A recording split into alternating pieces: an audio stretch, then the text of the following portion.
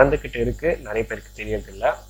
So அதனால் நிறைய இடத்துல நீங்கள் வந்து கார்டை வந்து கொடுக்குறீங்க, ஓகே ஃபைன், பட் மேக்ஸிமம் வந்து ஹார்ட் கேஷ் கொடுத்து பழகுங்க. நீங்கள் அந்த கார்டை யூஸ் பண்ண வேணாம்னு சொல்லலை, ஏடிஎம் பர்பஸ்க்கு மட்டும் யூஸ் பண்ணால் போதும். லைக் ஏடிஎம் மிஷின்லேருந்து மணி எடுக்கிறதுக்கு யூஸ் பண்ணுங்கள்.